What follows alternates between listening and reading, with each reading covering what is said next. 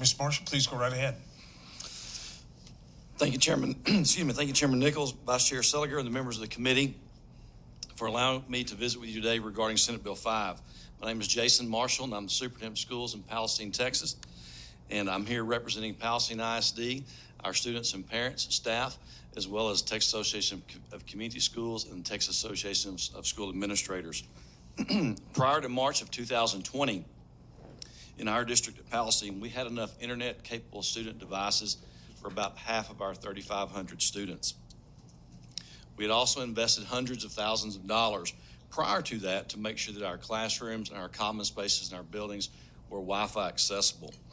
With approximately 80% of our student population being economically disadvantaged, we also felt the need to provide those students with some internet connectivity in our parking lots so that students and parents could come up in the evenings for those folks who didn't have it at home and could take advantage of that doing their homework in the evenings.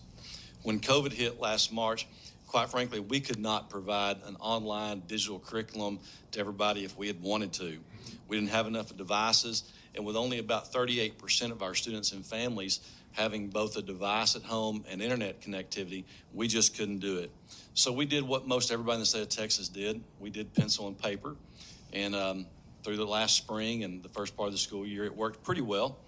We were fortunate to have enough money to be able to buy some additional devices for summer school and to kickstart the school year. And then TEA kicked in early fall and provided us some additional devices, and we've done pretty well. But the problem we had is that our internet at home, our bandwidth capabilities and those types of things just didn't hold up. And so by probably about Thanksgiving, a lot of our students and parents who had chosen our online platforms simply just requested to go back to paper pencil. And so the great plan that we had, and many of you all supported, and some of the stimulus dollars that we got from the feds that TEA provided us just quite frankly didn't work in the end. I guess I just want to say to you today, as I'm here, and I know y'all heard a lot already this session about some of the issues going around the state of Texas. I just want to again say that we'd like to see you guys support Senate Bill 5. We ask that you support Digital Texas and the initiatives in that Digital Texas platform. This gentleman just talked about rural co-ops and electricity 80 plus years or so ago. I've heard that going around the state many times. And particularly for those of us in rural America, we really need that infusion of thought, money, and process to be put in place. So again, I just want to show my support for Senate Bill 5. Thanks to Senator Nichols, who's my senator, for the work he's done, and thanks to you guys. I'll be glad to answer any questions if I can. Thank you, Mr. Marshall. Senator Nichols. Well, thank you, first of all, for coming. And we've met many times. The Palestine, you're talking about partnerships. I've heard that mentioned. The telephone co-op, Etex telephone co-op, formed a for-profit corporation underneath its umbrella, and they're running trunk systems to school systems.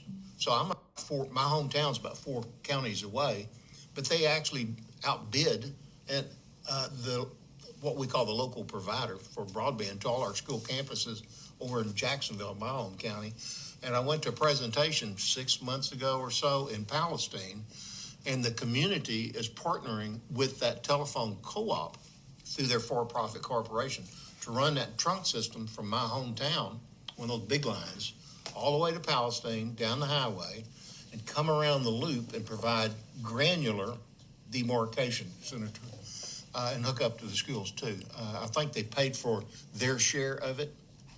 The local match is roughly 50% of the infrastructure cost. It's like $1 million or so. And the partnership with eTexas Telephone is going to let the locals have about 20% of the revenues or whatever they negotiated until that's paid back out, and maybe even some. So you can really do partnerships with these people. So I think they'll be in the future providing you, you and your students high speed. Anyway, I wanted to mention those kind of partnerships are out there, and they work. Thank you for being here. Very good. Thanks, sir. Anyone else? Senator Hinojosa. Thank you, Mr. Chairman. What's your title? I'm Jason Marshall, Superintendent at Palestine ISD. Okay. So, I just, the challenges that superintendents faced, and principals faced and teachers faced were unprecedented this time around because some of the students didn't have the proper device, iPads and what have you, to be able to have long-distance learning. The other challenge was trying to train the teachers. Yes, sir. To be able to teach through the internet, and then at the same time, and I don't know about your area, but down in South Texas, some of the calls that I received and some of the experiences that we had, school districts have to use buses to park them out close to parks so students can go and try to do their school lessons. But also something that I haven't seen anybody talk about it, and that is in many households, you have 3 or 4 kids, right? And then you have maybe father working, mama having to cook for all these folks, all the children, and yet they're supposed to be all of a sudden become very proficient on technology and trying to communicate. I mean, it is really a challenging situation, and to me, I applaud the teachers and especially the leadership, principals, superintendents, in trying to maximize the funding that was available, not only through TEA, but also funding that was available through the CARES Act, but it's still a big challenge right now. We're getting more students go back to school, but you all are in the front lines of what was really happening in terms of our education across the state to our children and how far behind they fell. Because it doesn't make a difference how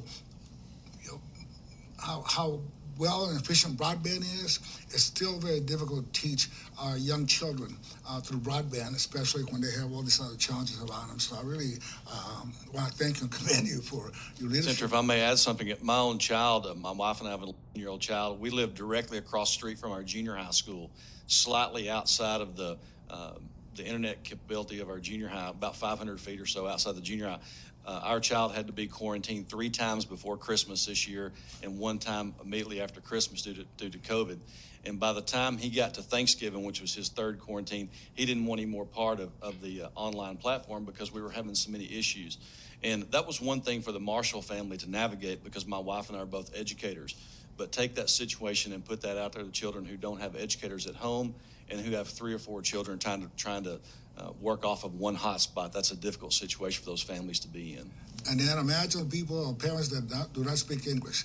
Absolutely, yes, sir. It's a real challenge. Yes, thank you, Mr. Chairman.